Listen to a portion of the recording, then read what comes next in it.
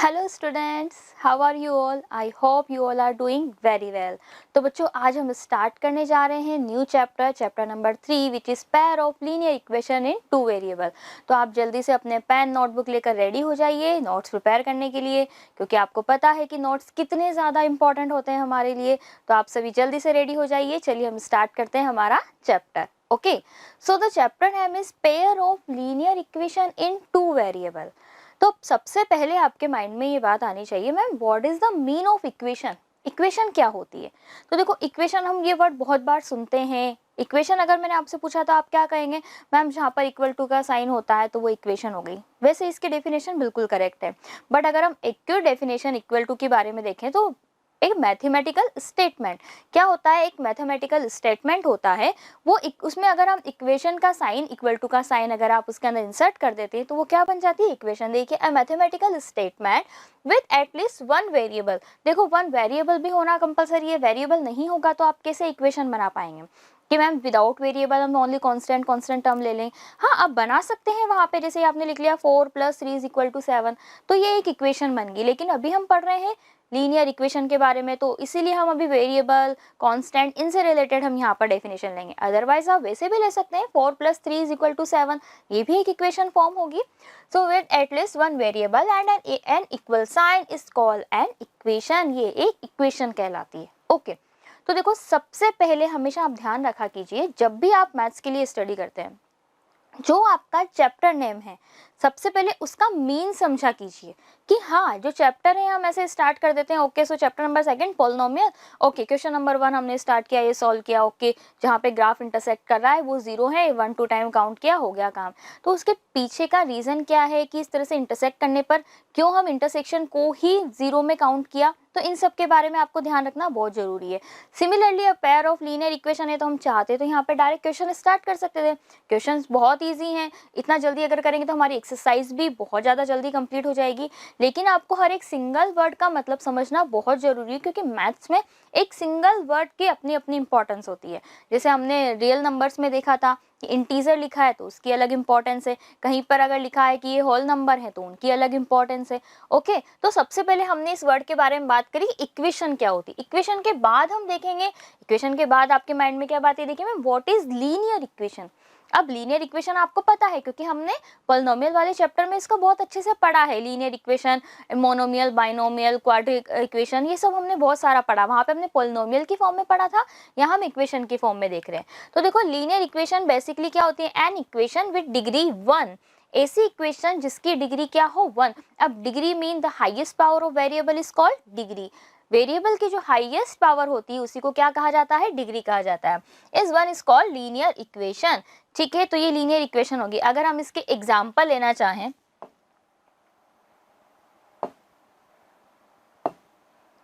अगर देखिए इसके हम एग्जाम्पल लेने के बारे में बात करते हैं, तो एग्जाम्पल हम यहाँ पे क्या ले सकते हैं? ये हो गया 7x + 3 = 4। क्या ये इसका एग्जाम्पल हो गया? बिल्कुल। एग्जाम्पल कैसे हुआ? देखो, इसकी पावर कितनी है? सिंगल है। तो ये तो हमारी लीनियर इक्वेशन। ध्यान रखना, मैं सिर्फ लीनियर इक्वेशन के बारे में बता रही हूँ। इसके आगे और वर्ड लिखा हुआ है, that pair of linear equation in two variable. Ma'am what is the mean of two variable? यहाँ पर कितने वेरिएबल हैं? यहाँ पर एक सिंगल वेरिएबल है जो है x। अब अगर मान लीजिए यहाँ पर x के साथ साथ एक और वेरिएबल इन्वॉल्व हो जाता है, 7x + 3y = 4। ये एक और वेरिएबल हमने यहाँ पर लिख दिया, तो बताइए कितने वेरिएबल हो गए? 1 and 1, 2 वेरिएबल। और क्या ये लीनियर इक्वेशन है? हाँ, बिल्कुल ये लीनियर इक्वेशन है, just because the power of variable is 1, so the degree of this equation is 1 and we can say that it is also a linear equation, but in two variable. कितने variable में? Two variable में। तो next हमारे पास यही है ma'am, what is the mean of linear equation in two variables. तो two variable के लिए देखो, यहाँ पर सिंगल वेरिएबल था, हमारे पास कितने होने चाहिए? टू वेरिएबल्स होने चाहिए। एन इक्वेशन विद डिग्री 1, ध्यान रखना डिग्री कितनी होनी चाहिए? 1, डिग्री 1। एंड टू वेरिएबल्स, और वेरिएबल्स कितने होने चाहिए? 2 होने चाहिए। Is called linear equation in two variables. इसी को कहा जाता है linear equation in two variable. अब इनकी क्या कुछ स्टैंडर्ड फॉर्म भी होती है? हाँ, बिल्कुल होती है। तो देखो, इनकी स्टैंडर्ड फॉर्म क्या होती है? ax + by + c = 0। ये क्या है, इस इक्वेशन की स्टैंडर्ड फॉर्म है। Is a linear equation in two variable, here and B and C are real numbers. अब ए बी सी क्या है, यहाँ पर रियल नंबर्स होंगे। हमने अभी तक सिर्फ रियल नंबर के बारे में पढ़ा, एक और नंबर होते हैं इमेजिनरी नंबर्स। अब वो क्या होते हैं वो हमने नहीं पढ़े हैं, मतलब अगर स्क्वायर रूट में अगर नेगेटिव साइन आता है तो वो इमेजिनरी नंबर्स होते हैं। जो क्लास 11th में हमारे पास आता है वो कॉम्प्लेक्स नंबर करके एक टॉपिक है, उसमें आप पढ़ेंगे, लेकिन अब हम उनके बारे में नहीं जानते। तो इट मीन्स कि एबीसी कैसे होनी चाहिए, रियल नंबर। रियल नंबर में क्या आ सकता है, वो पॉजिटिव भी हो सकते हैं, नेगेटिव भी हो सकते हैं, डेसिमल की फॉर्म में भी हो सकते हैं, फ्रैक्शन की फॉर्म में भी हो सकते हैं, रेशनल भी हो सकते हैं, इरेशनल भी हो सकते हैं, किसी भी तरह के नंबर हो सकते हैं ए बी सी। ओके, लेकिन डिग्री कितनी होनी चाहिए इसकी, 1 होनी चाहिए। अब यहाँ पर एक बहुत इंपॉर्टेंट बात है, देखिए हो सकता है आपको इसमें कंफ्यूजन हो, आपको नहीं समझ में आ रहा हो कि मैम ये क्या है, ये क्यों लिखा, इसकी क्या नीड है। तो ध्यान से सुनना, मैं आपको 2 नंबर्स दिए, एक नंबर ले लिया 3 और एक नंबर ले लिया -3, ठीक है। 2 नंबर से 1 is positive, second is negative. When we add them 3 plus -3 then the sum is 0। 3 plus -3 is equal to 0, correct है। लेकिन जब आप इनका स्क्वायर करते हैं, 3 स्क्वायर प्लस -3 स्क्वायर, बताइए कितना हो जाएगा, 9 प्लस 9 18 होगा कि नहीं होगा, होगा। क्या ये इक्वल टू 0 है, no it is not equal to 0। ये क्लियर है। तो दो नंबर का सम, अगर आप दो नंबर के स्क्वायर का सम अगर आप 0 कर रहे हो तो वो किस कंडीशन में 0 होगा। अगर मान लीजिए मैं इनको 0 करना चाहती हूँ, या तो मेरे पास दोनों नंबर का 0 हो तभी जाके उनका स्क्वायर 0 हो सकता है, स्क्वायर का सम, जैसे 0 प्लस 0, 0 स्क्वायर प्लस 0 स्क्वायर, तभी तो 0 हमें मिलेगा। इसके अलावा किसी कंडीशन में 0 मिलेगा क्या, नहीं मिलेगा। बट हम यहाँ बात कर रहे हैं that A square plus B square is not equal to 0। Not equal to 0 कहने का मतलब है कि जो आपकी इक्वेशन है, जो स्टैंडर्ड फॉर्म है, इसमें ए और बी दोनों एक साथ 0 नहीं होने चाहिए। ये है इस कहने का पूरा कंक्लूजन है, जिसको a square plus B square not equal to 0 की फॉर्म में लिखा है। ठीक है, ये समझ में आ गया कि नॉट इक्वल टू क्यों लिखा है, कि अगर इक्वल टू 0 कब होंगे, जब दोनों टर्म हमारे पास 0 हो। ये देखो, अगर मैंने ए की वैल्यू भी 0 ले ली, बी की वैल्यू भी 0 ले ली, तो हमारे पास a square plus B square is equal to 0 हो जाएगा। लेकिन हम चाह रहे हैं, अब आप खुद सोचो, नॉर्मल सी थिंग है, अगर ए भी 0 हो जाएगा, बी भी 0 हो जाएगा, तो इक्वेशन क्या बनेगी आपके पास, सी इज इक्वल टू 0। क्या बनेगी इक्वेशन, सी इज इक्वल टू 0। ठीक है, तो ये c इक्वल टू 0, ये क्या कुछ बना, क्या कुछ कांस्टेंट टर्म निकली क्या, यहाँ पे तो कोई वेरिएबल ही नहीं है। ये तो c की वैल्यू भी, ऑफ कोर्स c भी कांस्टेंट है, तो कांस्टेंट टर्म हो गई। तो यहाँ पर हमारे पास एक इक्वेशन, हम वेरिएबल्स की फॉर्म में इनको नहीं बना सकते हैं। तो ये आपको ध्यान रखना है, जब भी आप इक्वेशन लें तो a और b दोनों एक साथ 0 नहीं होने चाहिए। हाँ, ये हो सकता है कि एक बार a 0 है, एक बार b 0 है, ये पॉसिबल है, लेकिन दोनों एक साथ 0 नहीं होने चाहिए। ये सबको क्लियर है, इसके पीछे का मीन क्या था। अब वापस से देखिए, हम इसके पैर के बारे में बात करते हैं कि मैम ये हो गया इक्वेशन क्या होती है, लीनियर इक्वेशन क्या होती है, टू वेरिएबल्स क्या हो गया। अब हम पैर के बारे में बात करते हैं। पैर का मतलब क्या होता है, जोड़ा। पैर का अगर हम नॉर्मल मीन समझे तो वो जोड़ा, मतलब कोई भी नंबर अगर 2 की क्वांटिटी में होता है तो वो पैर हो जाएगा। तो देखो, पैर के लिए क्या इक्वेशन हमारे पास बनती है। अब स्टैंडर्ड फॉर्म आपने देखी है, स्टैंडर्ड फॉर्म क्या थी, ax plus B Y plus C is equal to 0 थी। इसी तरह से अब a लिया तो a की जगह हम a1 b1 ले लें, a1x plus b1 y plus c1 is equal to 0। ये एक इक्वेशन बन गई। और यहाँ पर कंडीशन क्या पता है, that a1 square plus b1 square is not equal to 0। हालांकि ये कंडीशन आपके ज़्यादा कहीं यूज नहीं आती है, इतना कहीं भी ये यूज नहीं आती, लेकिन आपको क्यों इसे पढ़ना है, इसको पढ़ने के पीछे मीन बस इतना है कि a और b की वैल्यू, दोनों की वैल्यू एक साथ 0 नहीं हो सकती है, ये आपको ध्यान रखना है। ओके, तो ये 1 इक्वेशन हो गई। सेकंड इक्वेशन देखिए क्या बनेगी, a1 है तो यहाँ पे a2x plus b2y plus c2 is equal to 0। ये स्टैंडर्ड फॉर्म है। ठीक है, कैसी फॉर्म है, स्टैंडर्ड फॉर्म है, जैसा हमने वहां भी देखा था, X square plus B Y B X plus C is equal to 0। इस तरह से हमने देखा था, क्वाड्रिक पॉलिनोमियल्स जो हमने पढ़ी थी उनमें देखा था। ठीक है, अब यहाँ पर भी वापस से वही कंडीशन है। So two linear equation taken together form से linear pair of equation in variable x and y. तो इस तरह से अगर दो इक्वेशन है, इन्हें आप एक साथ लेते हैं तो वो क्या बन जाती हैं, पेयर बन जाती है, pair of linear equation in two variable. Is that clear, ये सबको क्लियर है। ठीक है, अब यहाँ पर इसके बाद नेक्स्ट हमारे पास आता है कि द वेरिएबल इन बोथ। ध्यान रखना कि दोनों में जो वेरिएबल है वो सेम होनी चाहिए। ऐसा नहीं कि आपने यहाँ पे एक्स वाई लिख लिया और नीचे आप ना वाई जेड लिख रहे हो, तो वो पेयर नहीं हो पाएगा, वो अलग अलग टू सेपरेट इक्वेशंस बन जाएंगे। पेयर के लिए वेरिएबल बिल्कुल सेम होना कंपलसरी है। अगर यहाँ पर भी एक्स वाई है तो यहाँ पर भी आपको क्या लेना होगा बच्चों, एक्स वाई ही आपको यूज करना होगा। Is it clear. So the variable in both the equation of the pair must be same, बिल्कुल सेम होनी चाहिए, ठीक है। इसके अलावा अगर देखो हम कुछ और एग्जांपल्स के बारे में बात करते हैं, हम कुछ एग्जांपल्स हम ले सकते हैं क्या, ठीक है। देखो तो सबसे first example 2x + 8y = 10 and 9x + 18y = 3। अब वापस से कंफ्यूजन क्रिएट होगा, क्या कंफ्यूजन हुआ, दैट मैम यहाँ पर आपने प्लस सी इक्वल टू के LHS में लिखा था, लेफ्ट हैंड साइड लिखा था, यहाँ पर आपने वो प्लस जो सी है वो तो आपने लिखा ही नहीं, या जीरो था, इट्स मीन आपने रॉन्ग लिखा।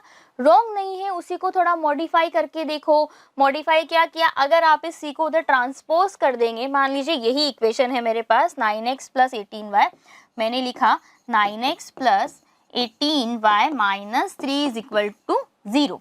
ओके तो क्या ये सेम नहीं बन गई, क्यों मैम, बट यहाँ प्लस है यहाँ माइनस है, तो कंपेयर करो C1 की वैल्यू यहाँ से अगर मैं कंपेयर करूंगी तो C1 की वैल्यू क्या हो जाएगी, या फिर ये C2 है तो C2 की वैल्यू यहाँ से कितनी हो जाएगी, -3 हो जाएगी, कितनी हो जाएगी, -3 में -3। एंड B2 की what is the value of B2, B2 = 18, A2 = 9। Is it clear, ठीक है। तो ये फॉर्म में लिखा हो या फिर इस फॉर्म में लिखा हो, दोनों में आपको सॉल्व करना आना चाहिए। मीन सेम है, वैसे मोस्टली आपको इस फॉर्म में ही ये मिलेंगी, क्योंकि हम जो सॉल्व करते हैं ना तो हमें जैसे आगे जाके इक्वेशन बनेंगी, जैसे हम एक्सरसाइज 3.1 के कुछ क्वेश्चन सॉल्व करेंगे तो वहाँ पर भी इस तरह से इक्वेशन बनेंगी।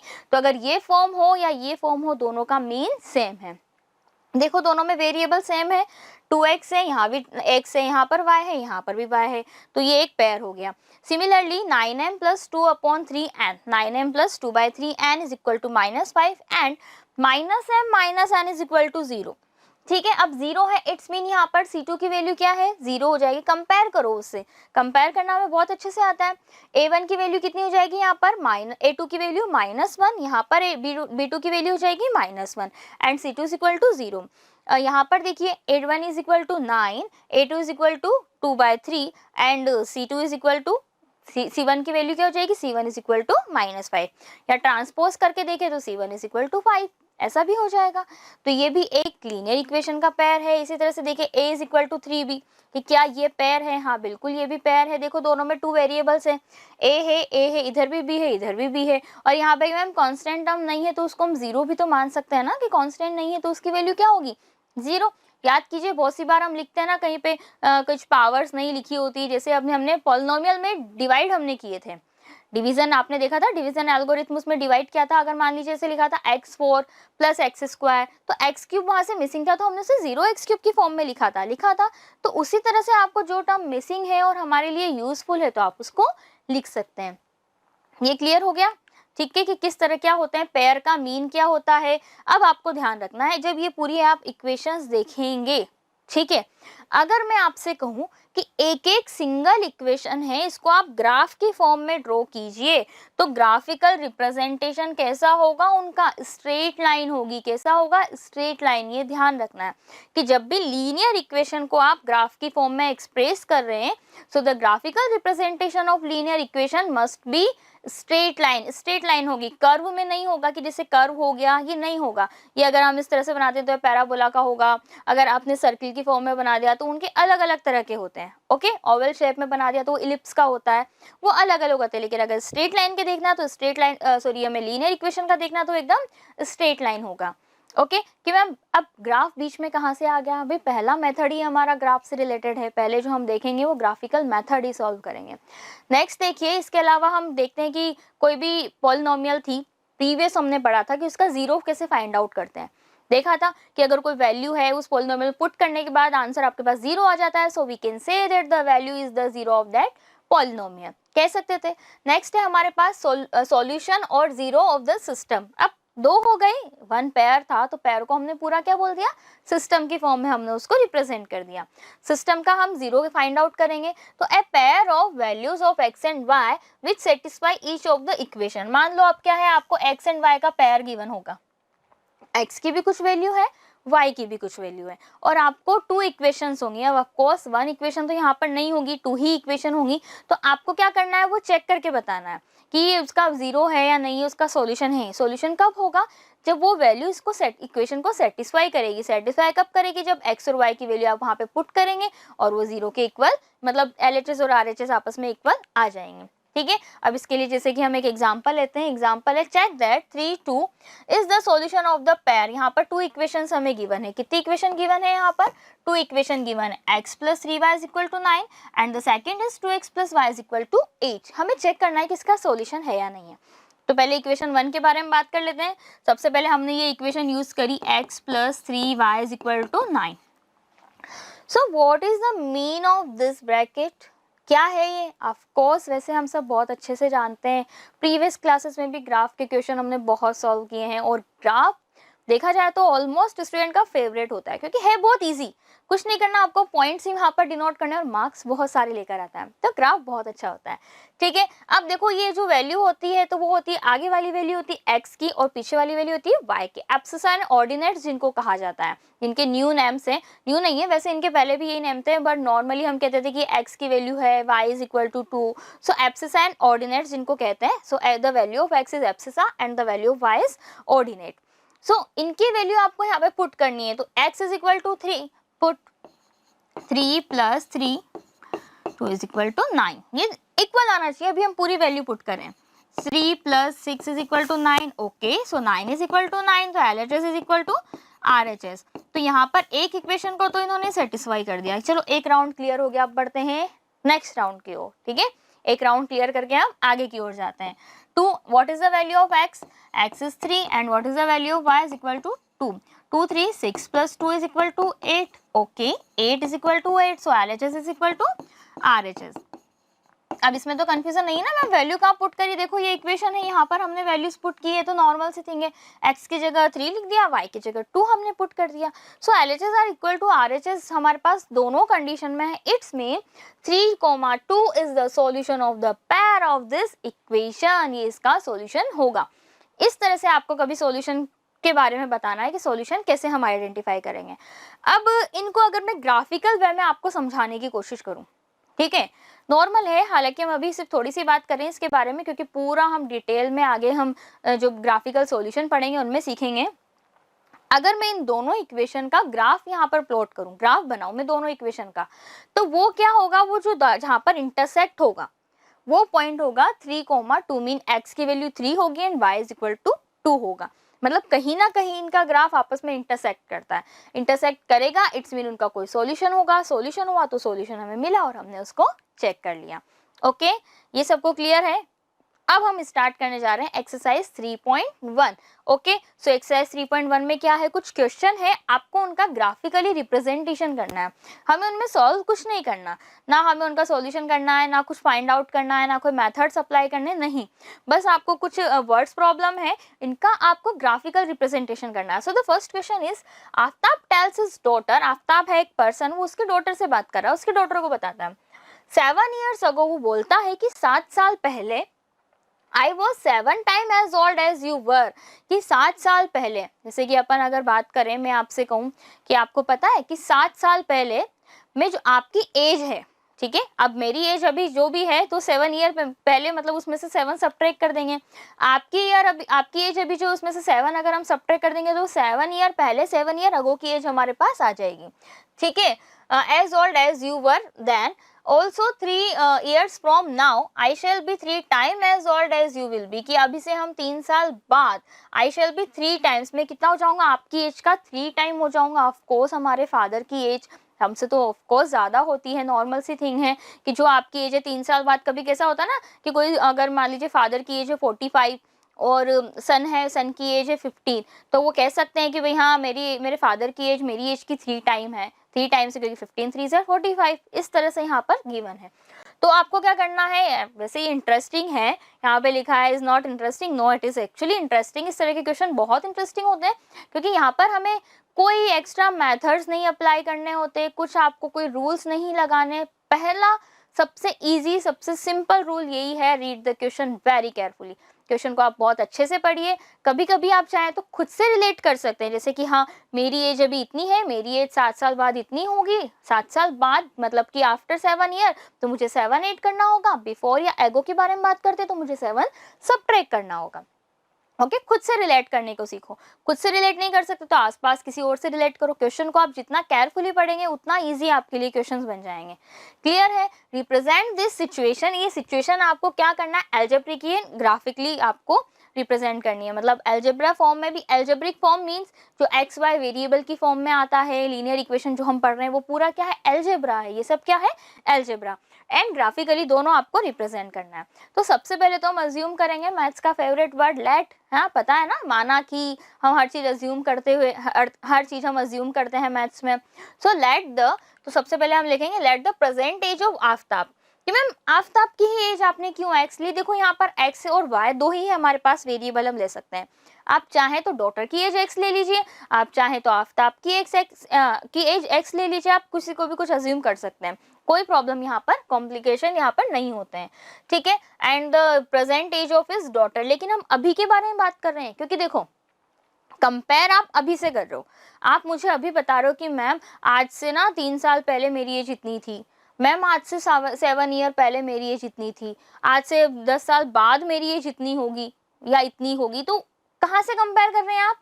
सेंटर क्या है आपका कंपेयर का? तो कंपेयर का सेंटर है आपका प्रेजेंट एज। तो प्रेजेंट एज से हम कंपेयर कर रहे हैं, दैट्स व्हाई हमने उन्हें एक्स वाई अज्यूम किया। अब देखो क्वेश्चन को हम यहाँ पर एक तरह से आपको टेबल की फॉर्म में यहाँ पर अरेंज कर देते हैं। टेबल की फॉर्म से क्या होता है, टेबुलेशन से थोड़ा समझना ईजी हो जाता है। ध्यान से सुनो, एक तरफ हमने लिखा आफ्ताब, एक तरफ हमने लिखा डॉटर। ऑफकोर्स आफ्ताब की डॉटर है। प्रेजेंट एज हमने लिखेंगे, प्रेजेंट एज हो जाएगी आफ्ताब की एक्स एंड डॉटर की क्या है, वाई। ठीक है, अब क्वेश्चन में और क्या क्या बोला गया है, 7 ईयर्स अगो। यहाँ पे क्या क्या वर्ड्स यूज किए गए हैं, 7 ईयर्स एगो। तो 7 ईयर्स एगो, देखो 7 years ago mean x minus 7, जो अभी है उससे 7 साल पहले, पुराने जमाने में 7 ईयर्स अगो। हाँ, तो वो हमने ले लिया। और यहाँ पर कितना हो गया, y माइनस 7 हमने ले लिया। ठीक है, फिर 3 ईयर्स आफ्टर, देखो 3 ईयर्स आफ्टर यहाँ पर लिखा हुआ है, ऑल्सो 3 ईयर्स फ्रॉम नाउ। अब फ्रॉम नाउ की अब से 3 साल बाद, अब से 3 साल बाद आप कहाँ पहुंच जाएंगे? आप आपकी 12th कंप्लीट करके, आप या तो आपके ग्रेजुएशन ईयर में होंगे, या फिर कोई मेंस के लिए प्रिपेयर कर रहा होगा, कोई नीट के लिए प्रिपेयर कर रहा होगा, कहीं ना कहीं होंगे आज से 3 साल बाद। हो सकता है किसी को अच्छा प्लेसमेंट भी मिल जाए, अच्छा कॉलेज भी आपको मिल जाए जो आप चाहते हैं, कुछ भी हो सकता है। ठीक है, तो 3 साल बाद क्या हो जाएगा, x plus 3 and y plus 3। ये बन गया हमारे पास इक्वेशन। अब इसको ध्यान से पढ़ो, क्या लिखा है कि 7 साल बाद क्या हो जाएगा, 7 ईयर्स अगो जो एज है आफ्ताब की, वो उसकी डॉटर की एज की 7 टाइम होगी। अब पहले मुझे एक बात बताओ, आफ्ताब है और उसकी डॉटर है, दोनों में ज्यादा एज किसकी है, आफ्ताब की है या डॉटर की है? ऑफ कोर्स आफ्ताब की एज ज्यादा है, डॉटर की, आफ्ताब की एज ज्यादा और डॉटर की एज क्या है, कम है। ठीक है, अब मुझे अगर दोनों को इक्वल करना है, दोनों को बैलेंस करना है, तो मैं किधर मल्टीप्लाई करूँ, उसके डॉटर की एज में ही तो मल्टीप्लाई करूंगी, तभी तो दोनों इक्वेशन मेरे पास बैलेंस होंगी। तो मैंने क्या किया है, 7 किधर मल्टीप्लाई होगा, y माइनस 7 में। ये तब है जब आपको समझ में नहीं आ रहा कि हमें मल्टीप्लाई किधर करना है, ऐड किधर करना है, सब्ट्रैक्ट किधर करना है, बहुत कंफ्यूजन होता है, बहुत ज्यादा कंफ्यूजन क्रिएट होता है यहाँ पे। तो आप क्या करो, दोनों में देखो कौन सा ग्रेटर है, जो ग्रेटर है उसमें आप अगर मल्टीप्लाई करोगे तो और ग्रेटर हो जाएगा, जो हमें नहीं करना है। तो आपको क्या, जो लेस देन है, जिस जो एज कम है उसमें आपको मल्टीप्लाई करना है। मल्टीप्लाई किया, इसको हम सॉल्व कर लेते हैं। देखो x minus 7 is equal to 7y minus 49। 49 कैसे हुआ, ये 7 इधर मल्टीप्लाई में जाएगा। ठीक है, ये 7 इधर भी मल्टीप्लाई हुआ, तो ये 7y एंड माइनस 49। अब हम क्या करेंगे, ट्रांसपोज करेंगे, 7 को RHS में ट्रांसपोज कर देंगे एंड 7y को LHS में ट्रांसपोज कर देंगे। So after transposing positive sign convert into negative sign and the negative sign convert into positive sign. x minus 7y as it is रहेगा, बट यहाँ पे देखिए 1 digit is negative and 1 is positive, so we have to subtract them. हम इन्हें subtract करेंगे तो subtraction के बाद क्या बनेगा, 42, बट नेगेटिव। क्यों नेगेटिव क्यों होगा, क्योंकि देखो बिग डिजिट नेगेटिव है, बिग डिजिट ने बोल दिया मुझे तो नेगेटिव रहना है, तो फिर नेगेटिव ही रहना पड़ेगा। क्लियर है, ये इक्वेशन नंबर 1 हम यहाँ पर फॉर्म कर ली, क्योंकि ये एल्जेब्रिक वे में एक तरह से ये एक्सप्रेस हो चुकी है। एक तो ये इक्वेशन है, एक और इक्वेशन हमें हमारे पास यहाँ पर बनेगी। तो देखो एक और इक्वेशन क्या है, जो 3 साल बाद के बारे में बात कर रहे हैं, कि 3 ईयर्स आफ्टर 3 ईयर्स, 3 साल बाद जो एज है वो 3 टाइम हो जाएगी। अब देखो 3 साल बाद भी क्या हुआ, फादर तो फादर ही रहेंगे, ऐसा तो है ही नहीं कि 3 साल बाद आपकी एज इतनी ज्यादा हो जाएगी, आपके फादर की एज कम हो जाएगी। Of course not, it is not possible. So x plus 3 is equal to 3y plus 3। बिल्कुल हमने किया, हम इसको क्या करेंगे, मल्टीप्लाई करेंगे, ट्रांसपोज करेंगे। x plus 3 is equal to 3y plus 9, ये मल्टीप्लाई हुआ तो 9 में कन्वर्ट हो गया। And we transpose 3y to LHS and 3 to RHS। जैसे हमने इसको इधर ट्रांसपोज किया तो x minus 3y is equal to 9 minus 3, क्योंकि ये ट्रांसपोजिंग के बाद इधर जाएगा तो नेगेटिव में कन्वर्ट हो जाएगा। So x minus 3 is equal to 6। ये इक्वेशन नंबर सेकंड हमारे पास फॉर्म हो चुकी है। तो इक्वेशन 1 एंड सेकंड बेसिकली क्या है, एल्जेब्रिक वे में इक्वेशन बन चुकी है। अब हमें क्या करना है, आधा क्वेश्चन हमारा यहाँ पे कंप्लीट हो चुका है, हाफ क्वेश्चन कंप्लीट है, हमें अब इसको ग्राफिकली रिप्रेजेंट करना है। ग्राफिकली कैसे रिप्रेजेंट करेंगे, तो पहले तो हम यहाँ पे इक्वेशन लिख लेते हैं ताकि हमारे सॉल्यूशन के लिए थोड़ा कन्वीनियंट हो गया। अब इसके बाद देखो ये टेबल हम फॉर्म करते हैं, याद करो, याद आया इस टेबल को कुछ देख के। पहले बहुत सारी ऐसी टेबल्स बनाते थे, x की वैल्यू 0 पुट करो, then find the value of y and put the value of y is equal to 0, then find the value of x। So we get two coordinates हमें मिलते थे, उनको हम पॉइंट्स वहाँ पर ग्राफ पे मेंशन करते थे, उसके बाद हम सॉल्व करते थे।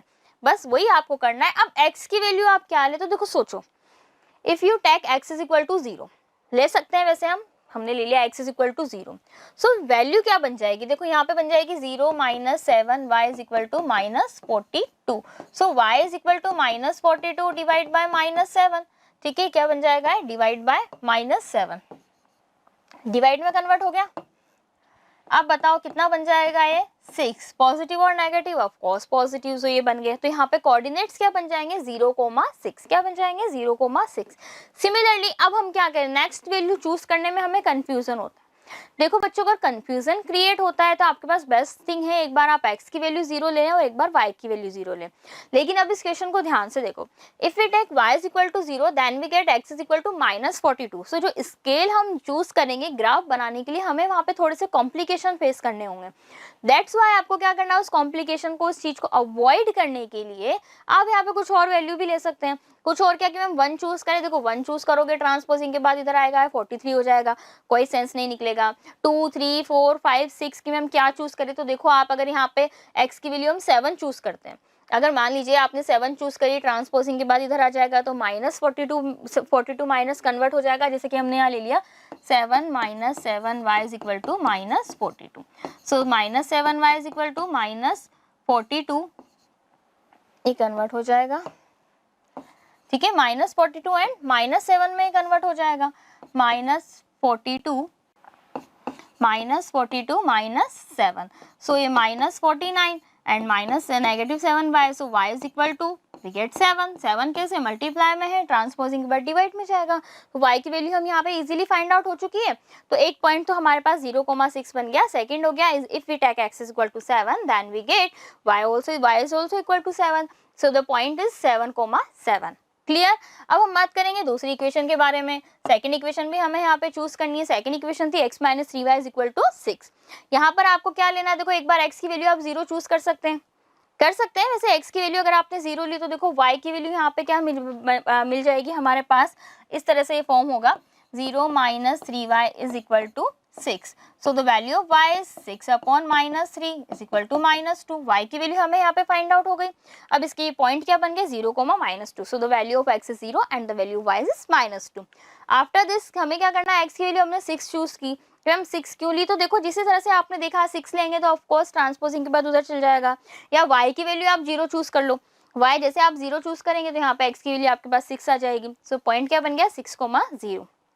ये पॉइंट बन गए। अब हम फटाफट इनके ग्राफ प्लॉट करते हैं, हमें यहाँ पे जल्दी से इनके ग्राफ बनाने हैं। ठीक है, तो ग्राफ बनाने के लिए ऑफ कोर्स हमारा ग्राफ पेपर आ जाएगा हमारे पास। ग्राफ पेपर लीजिए, पेंसिल लीजिए, पेंसिल से आपको क्या करना है, पहले of course x axis and y axis को आपको बनाना है। ये हमारे एक्स एक्सिस और वाई एक्सिस यहाँ पर बन चुके हैं। अब इसके बाद हम क्या करते हैं, उसके बाद पहले इनको नेमिंग तो करो, कौन एक्स है कौन वाई है। ठीक है, चलिए ये हो गया, ये होता है एक्स एक्सिस, ये होता है वाई एक्सिस। ओके, और जो दोनों का सेंटर पॉइंट होता है उसे क्या कहते हैं, is O for origin, the center point of both axis, दोनों का सेंटर पॉइंट होता है origin।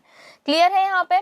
अब इसके बाद देखो, अब हम क्या करेंगे यहाँ पे, और हमें क्या चूज करना है। अब यहाँ नंबर से हम स्केल लिखते हैं, तो यहाँ पे आप नंबर देखो, आपको 0, 6, 7, 7, 0, -2, 6, 0। What is the highest value of x, the highest value of x is 7, x की वैल्यू 7 है, and what is the highest value of y, y की हाईएस्ट वैल्यू भी 7 है, lowest value of x is 0 and the lowest value of y is -2। तो basically हमें y की value -2 तक चाहिए और x की वैल्यू हम 7 तक ले सकते हैं, तो हमारा काम बन जाएगा। हम यही चूज करते हैं। देखो हमने लिखा 1 2 3 4 5 6 7 8 और इधर -1 -2 -3 -4 हो गया। सिमिलरली y एक्सिस पर क्या जाएगा, 1 2 3 4 5 6 7 8 और इधर नेगेटिव में आ गया। अब आपको पता है, जैसे हमें आइडिया लग गया कि हमारा ग्राफ बेसिकली ज़्यादा पॉइंट हमारे एक्सिस फर्स्ट क्वाड्रेंट में आएंगे, तो हमने उसको थोड़ा बड़ा कर लिया। अगर सारी डिजिट नेगेटिव होती तो हम क्या करते हैं, इस फर्स्ट वाले क्वाड्रेंट को बहुत छोटा कर देते एंड थर्ड क्वाड्रेंट को बड़ा कर देते। अब बात करते हैं हम पॉइंट्स के बारे में। सो the first point is 0,6। Find mean the value of x, this is x axis, so x axis यहाँ पर है, x की वैल्यू 0 कहाँ होगी, ओरिजिन पर होगी। y की वैल्यू 6 कहाँ पर होगी, देखो y की वैल्यू 6 यहाँ पर है, तो ये आपका पॉइंट बन गया। ठीक है, ये आपका यहाँ पे पॉइंट बन जाएगा। उससे पहले देखो स्केल भी हमने लिख लिया।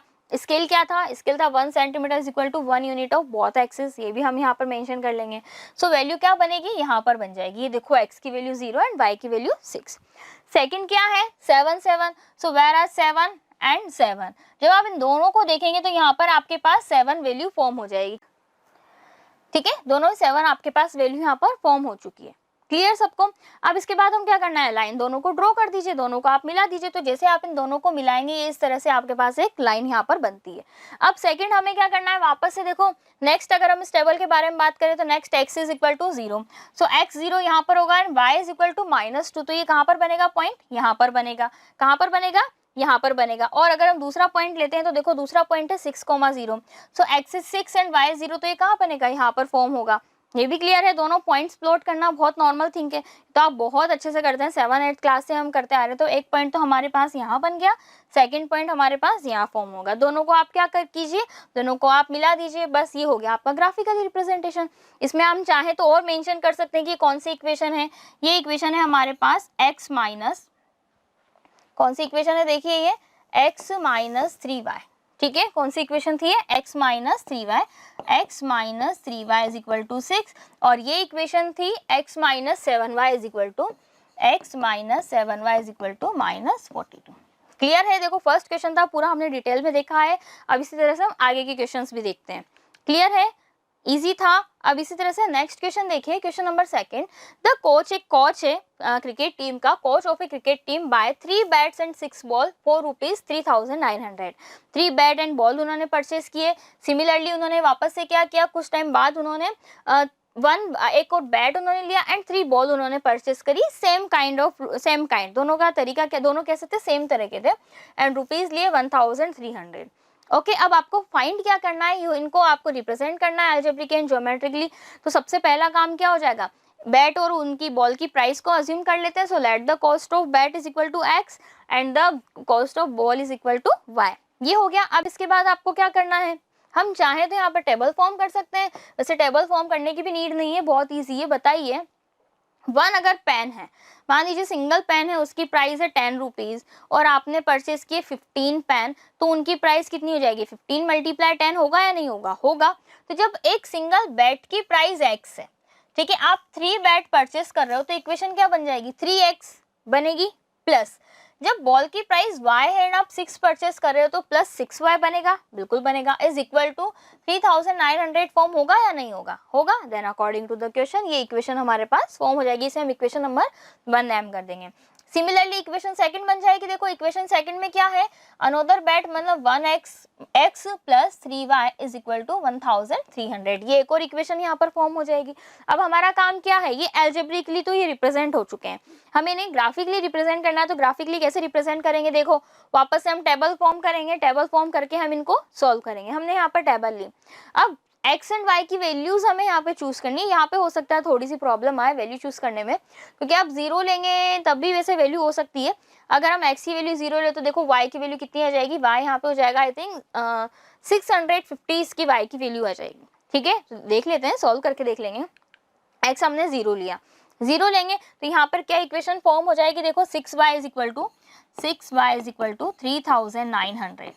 So the y is equal to 3900 divide by 6 and the value is 650। कितनी वैल्यू आ जाएगी? 650। सो पॉइंट क्या हो जाएगा? 0,650। सिमिलर अब मैम y की वैल्यू 0 ले लें, आप चाहे तो ले सकते हैं, बिल्कुल आप ले सकते हैं। If you take y is equal to 0 then you get x is equal to 1300, ये आपको मिल जाएगा। इसके अलावा कुछ और चाहे तो हम वो भी ले सकते हैं। देखो 0 मैंने इसलिए लिया क्योंकि हम थोड़ा और वेरिएशन के बारे में बात करना चाहते हैं। x की वैल्यू हम 200 चूज करते हैं। जैसे ये 200 लिया तो ये कितना हो जाएगा? 600। 200 को 3 से मल्टीप्लाई करो, 600।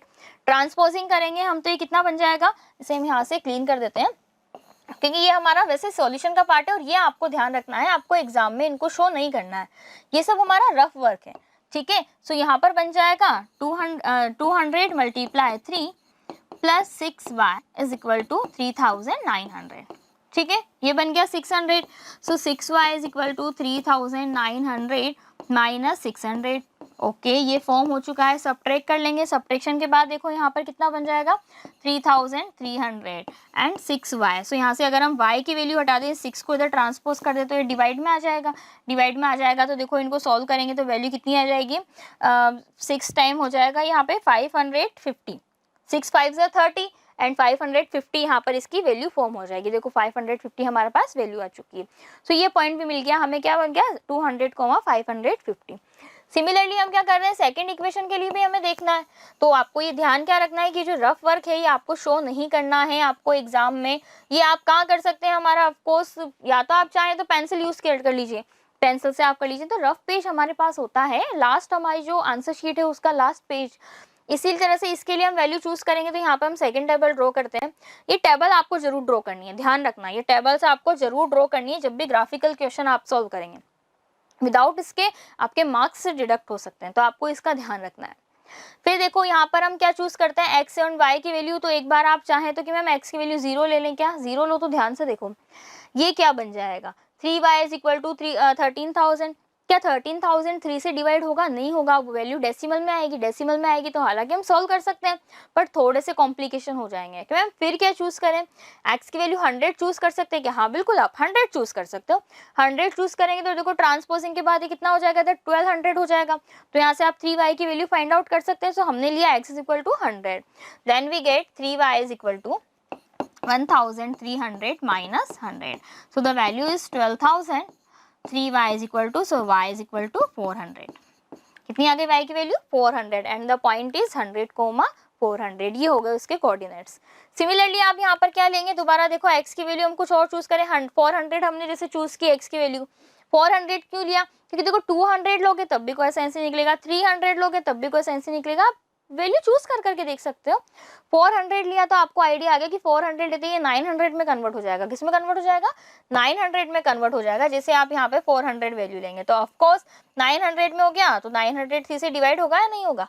होता है तो बस डिवाइड हो जाएगा कितने टाइम? 300 टाइम। तो ये हमारे पास दोबारा पॉइंट बन गए, ठीक है। अब हम इनको फटाफट से ग्राफ की फॉर्म में रिप्रेजेंट कर लेते हैं ग्राफिकल वे में। देखो हम ग्राफ पेपर लेकर आ जाते हैं। ये आ गया हमारा ग्राफ पेपर।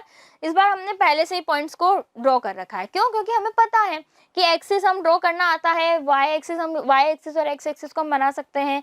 ये पॉइंट क्या हो जाएगा? इस पॉइंट को कहते हैं ओरिजिन। ऑफ कोर्स हमें पता है कि the value of x intersection point of the x axis and y axis is called origin. O for origin, इसको ओ से रिप्रेजेंट करते हैं। और इस पॉइंट पर एक्स और वाई दोनों की वैल्यू क्या होती है? 0 होती है। एक्स एंड वाई दोनों की वैल्यू 0 होती है। ध्यान रखना, एक्स एक्सिस पर एक्स एक्सिस है तो y की वैल्यू 0 होगी। एक्स एक्सिस है ना तो y की वैल्यू क्या होगी? 0। एंड y एक्सिस पर x की वैल्यू 0 होती है। इसको आपको ध्यान रखना है, ठीक है। इनमें कंफ्यूज नहीं होना कि x इज इक्वल टू 0 है तो आप 0 कहाँ लगा देंगे कि x एक्सिस पर होगा। नहीं, x इज इक्वल टू 0 है तो आपको पॉइंट y एक्सिस पर ही यहाँ पर डिनोट करना है। अब हम क्या करते हैं? इनके लिए स्केल चूज कर लेते हैं। तो देखो वैल्यू क्या क्या है? 100 100 100 की फॉर्म में, तो मैं 100 का स्केल ले लूँ। तो हमने लिया 100, 200, 300, 400, 500, 600 और यहाँ पर 700 तक ले लिया। और बड़ा आपके पास ग्राफ है तो आप और ज़्यादा ले सकते हैं। यहाँ पर माइनस नेगेटिव लिया क्योंकि एक्सिस क्या होता है? नेगेटिव होता है। इसको हम वाई डैश से रिप्रेजेंट करते हैं। और एक्स की वैल्यू भी हम क्या लेंगे? हमने सेम ले ली। इधर भी सेम हो गई, इधर भी सेम हो गई। स्केल देखो यहाँ पर क्या बन गया? 1 centimetre is equal to 100 unit. देखो ये जो एक बॉक्स होता है आप इसको मेजर करोगे ना कभी, तभी पता चल जाएगा 100 ये 1 सेंटीमीटर का होता है। कितना 1 सेंटीमीटर। तो 1 सेंटीमीटर में कितनी यूनिट काउंट हो रही है, देखो 100 यूनिट काउंट हो रही है कि नहीं हो रही है। 1 सेंटीमीटर में 100 यूनिट और दोनों एक्सिस के लिए हो रही है, तो हमने एक साथ ही इसको मेंशन कर दिया। अब हम पॉइंट्स को यहाँ पर डिनोट करते हैं। So the first point is 0,650, x is equal to 0, x की वैल्यू क्या होनी चाहिए 0। तो आप मुझे बताइए x की वैल्यू 0 कहाँ पर होगी, अभी मैंने बताया y एक्सिस पर। एंड द सेकंड पॉइंट कितना हो जाएगा, y इज इक्वल टू 650। तो 650 कहाँ बनेगा, यहाँ। अब कैसे पता चला कि 650 वहां पर होगा, देखो 600 है, उसके बाद आप काउंट कीजिए, आप इजीली काउंट कर सकते हैं, साथ में ग्राफ पेपर लेकर बैठना।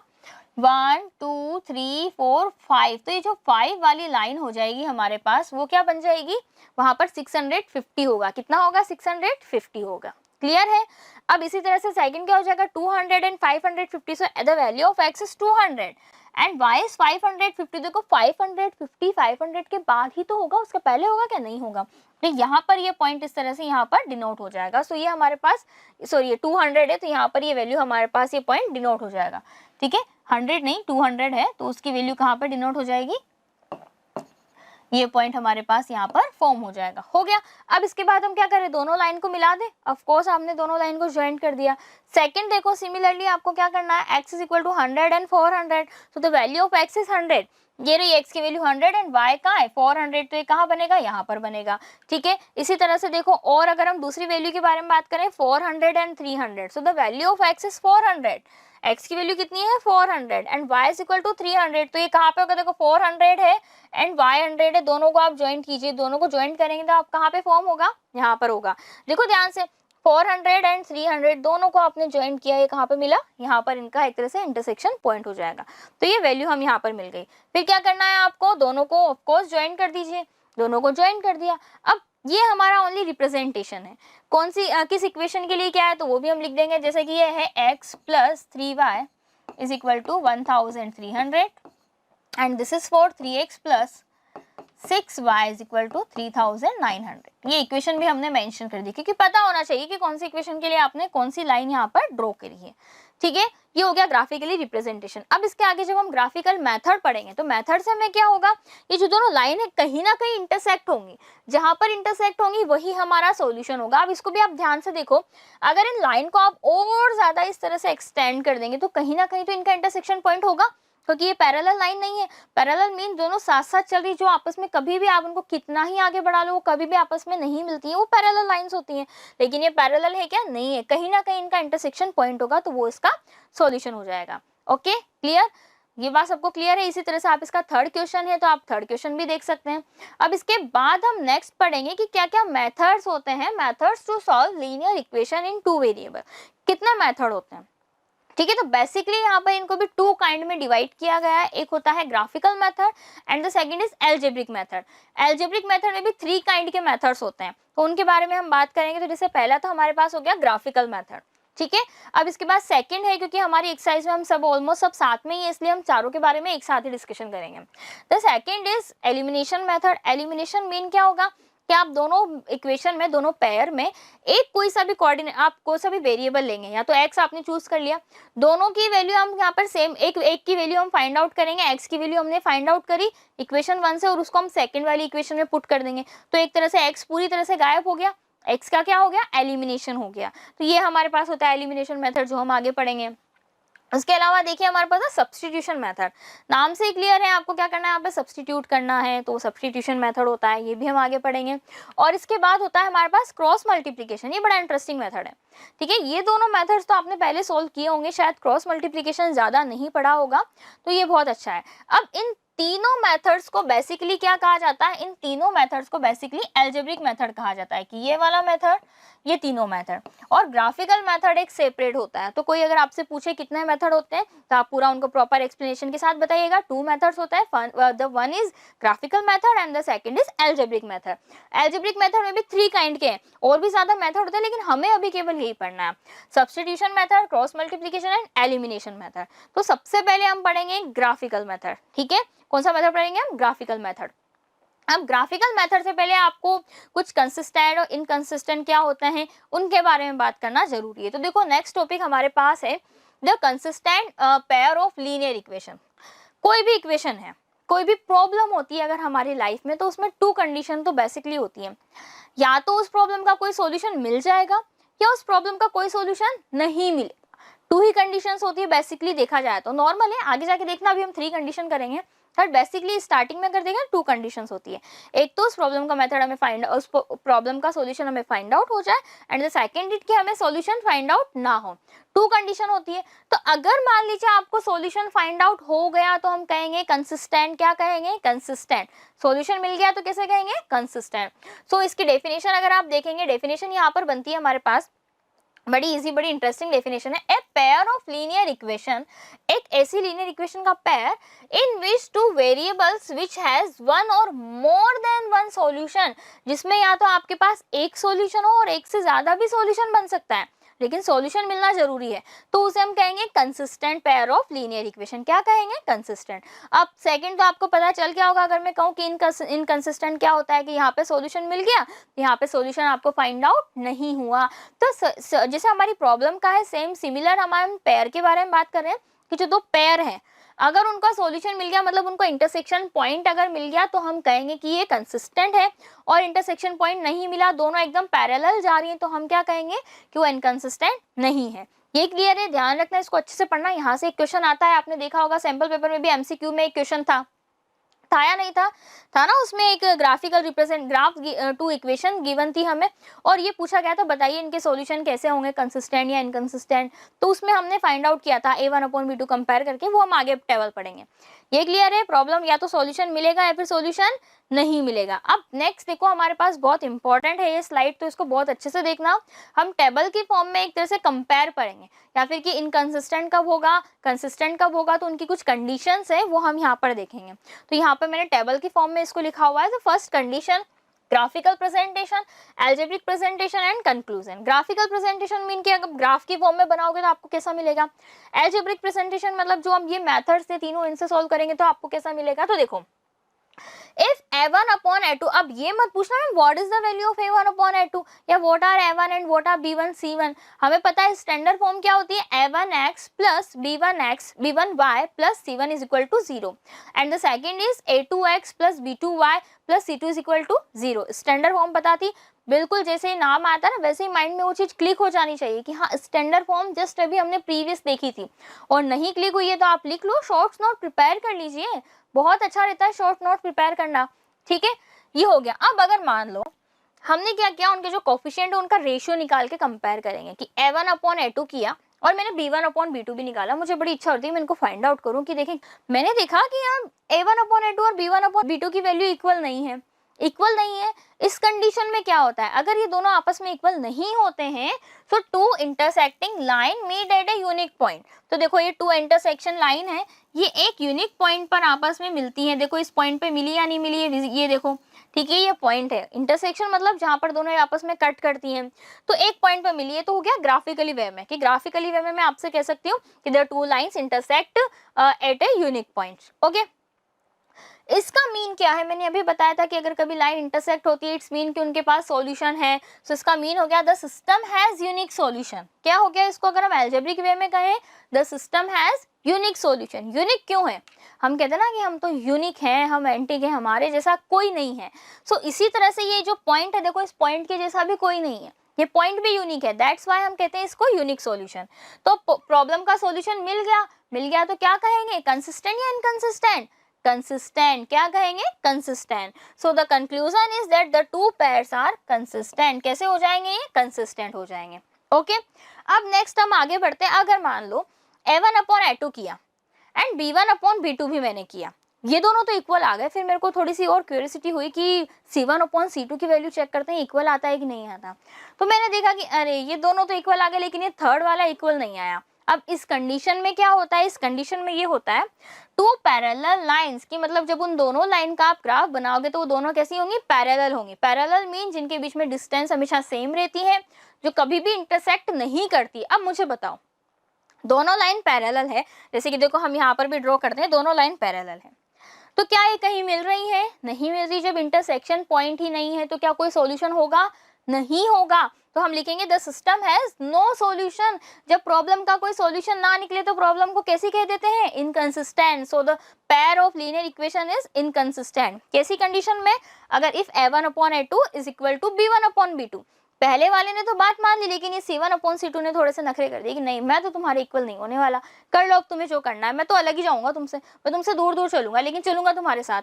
कभी होता है ना घर में, हम कभी ब्रदर सिस्टर के साथ जाते हैं, थोड़ा सा कुछ आर्ग्यूमेंट हो जाता है, अगर हमारे यंगर ब्रदर होते हैं, बड़ों को तो खैर कुछ होता नहीं है, बड़े तो आगे निकल जाते हैं हमें पीछे छोड़ के, लेकिन कोई यंगर है तो कहते हैं ना नहीं मैं आपके साथ नहीं जाऊं, लेकिन वो चलेंगे हमारे साथ साथ, हमारे पीछे पीछे चलेंगे, लेकिन डिस्टेंस मेंटेन करके कि नहीं मैं आपके साथ नहीं चलूंगा। तो ये वैसा ही है, सिमिलरली ये वैसे ही करता है, बिल्कुल छोटे बच्चों की तरह जिद करता है। इसने बोला c1/c2 ने कि नहीं मैं तुम दोनों के साथ नहीं चलूंगा, मैं तो तुम्हारे इक्वल नहीं हूँ। इक्वल नहीं है लेकिन चलेगा साथ साथ। अब साथ चलेगा, सिमिलरली चलेंगे तो क्या कहीं आपस में इंटरसेक्ट होंगे, नहीं होंगे, इंटरसेक्ट ही नहीं होंगे तो सॉल्यूशन ही नहीं मिलेगा, तो उसे हम इनकंसिस्टेंट कहेंगे। क्या कहेंगे, इनकंसिस्टेंट। सिमिलरली मान लो कि a1/a2 b1/b2 एंड c1/c2 तीनों इक्वल हो गए।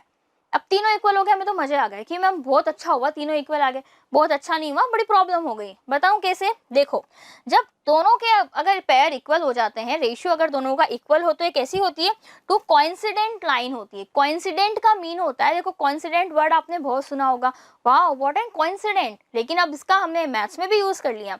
अगर कोई दो बातें एक साथ हो जाती तो उन्हें हम कोइंसिडेंट कहते हैं। नॉर्मल अगर मैं डेफिनेशन आपको बताऊं, कोइंसिडेंट वर्ड का मीन आपको बताऊं, डेफिनेशन नहीं, तो देखो अब यहाँ पर क्या है, अगर टू लाइन्स है वो इस तरह से फॉर्म हो कि उन दोनों का आप जब ग्राफ बनाए तो ग्राफ एक के ऊपर एक ही बनेगा, एक ही लाइन बनेगी दोनों के ग्राफ की। आप कभी बना के देखना, हम आगे सॉल्व भी करेंगे। तो उस कंडीशन में हम कहेंगे कि वो दोनों लाइन कैसी है, कोइंसिडेंट लाइन है। अब बताओ मुझे इस सिस्टम का कितने सॉल्यूशन यहाँ पर फाइंड आउट हुए हैं, बताइए कितने सॉल्यूशन हमें यहाँ पर मिले। देखो बहुत सारे सॉल्यूशन है, क्योंकि यहाँ पर भी इंटरसेक्ट हो रहा है, यहाँ पर भी इंटरसेक्ट हो रहा है, यहाँ पर भी इंटरसेक्ट हो रहा है, यहाँ पर भी इंटरसेक्ट हो रहा है। बहुत सारे इंटरसेक्शन पॉइंट है या नहीं है यहाँ पे, है तो देखो कितने सारे इंटरसेक्शन। तो इट्स मीन इसका है कितने हो जाएंगे, the system has infinitely many solution, बहुत सारे सॉल्यूशन मिलेंगे। अब हमारा काम तो था, हमें तो सॉल्यूशन मिलना चाहिए। अब इनकंसिस्टेंट हो या कंसिस्टेंट होगा तो सॉल्यूशन मिला तो क्या हो जाएगा, कंसिस्टेंट हो जाएगा। अब अगर एक सॉल्यूशन मिला, इट्स मीन अगर रेशियो इक्वल नहीं आता है स्टार्टिंग का तो वन सॉल्यूशन होगा, वन यूनिक सॉल्यूशन होगा, तो उसको हम कंसिस्टेंट कहेंगे। अगर स्टार्टिंग का रेशियो इक्वल है लेकिन थर्ड वाले ने बोल दिया नहीं मैं नहीं तुम्हारी बात मान रहा, तो वो क्या हो जाएगा, पैरेलल लाइन हो जाएगा। अपना ब्रदर एक तरफ ही जाएगा, अपन से लड़ाई करके, अपन से थोड़ा झगड़ा करके कि नहीं मैं तुम्हारे साथ नहीं जाऊंगा, तो वो क्या हो जाएगा, पैरेलल चलेगा। कैसे चलेगा, पैरेलल चलेगा। अब पैरेलल चलेगा तो ऑफ कोर्स कोई सॉल्यूशन मिलेगा ही नहीं, सॉल्यूशन नहीं मिलेगा तो क्या हो जाएगा, इनकंसिस्टेंट हो जाएगा। कैसा हो जाएगा, इनकंसिस्टेंट। वही तीनों ये फ्रेंड है, तीनों के बीच में बड़ी फ्रेंडशिप थी, या बड़े ब्रदर सिस्टर हैं, बहुत अच्छा तीनों के बीच में अटैचमेंट है, तीनों साथ साथ चलेंगे, नहीं अपन तो साथ साथ ही चलेंगे, तीनों अपन हाथ पकड़ के चलेंगे। तो देखो कैसे हो गया, वो एक के ऊपर एक ओवरलैपिंग हो गई उन लाइंस की। तो ऐसी कंडीशन में हमें infinitely many solution find out होते हैं। ये क्लियर है बच्चों, ये टेबल ध्यान रखना, it is very very very very important, बहुत इंपॉर्टेंट है ये टेबल। ठीक है, देखो मैंने यहाँ पे इसके पीछे 5 स्टार लगा दिए, तो अब इस टेबल को मिस नहीं करना, अच्छे से पढ़ना, क्योंकि आप अगर सैम्पल पेपर आपने सॉल्व किया है तो उसमें आपने देखा होगा पहले एक क्वेश्चन आया है आपके पास एमसीक्यूज में, एक इस तरह से क्वेश्चन है जहां से आपको यही पूछा है, ग्राफ गिवन है और आपसे पूछा है कि बताइए कौन सा पेयर है जो कंसिस्टेंट होगा या इनकंसिस्टेंट होगा, या फिर इनका पैरेलल होगा। तो आपको अगर ये समझ में आ गया पैरेलल का, तो कंसिस्टेंट इनकंसिस्टेंट तो ऑफकोर्स आ ही जाएगा।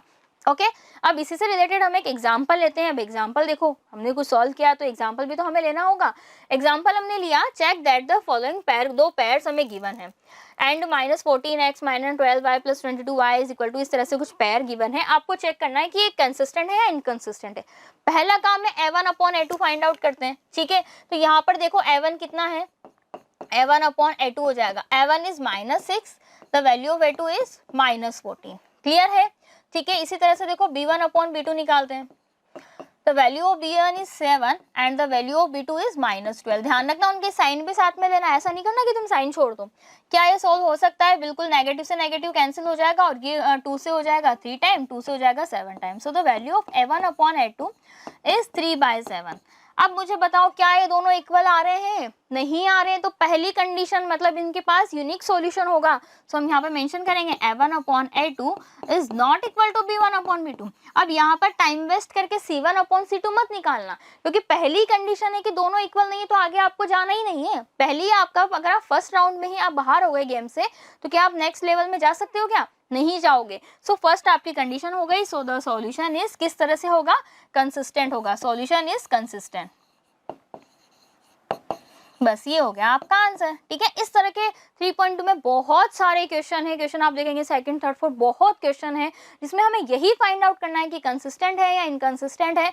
तो वो जो टेबल अभी हमने देखी थी उसको बहुत अच्छे से रट लेना, अच्छे से पढ़ लेना, बहुत इंपॉर्टेंट है, बहुत अच्छी टेबल है, क्योंकि उसमें से क्वेश्चन जरूर आएगा। और 1 मार्क्स के क्वेश्चन भी हमें बिल्कुल भी मिस नहीं करना है, क्योंकि एक सिंगल मार्क्स की अपने आप में बहुत ज़्यादा इंपॉर्टेंस होती है।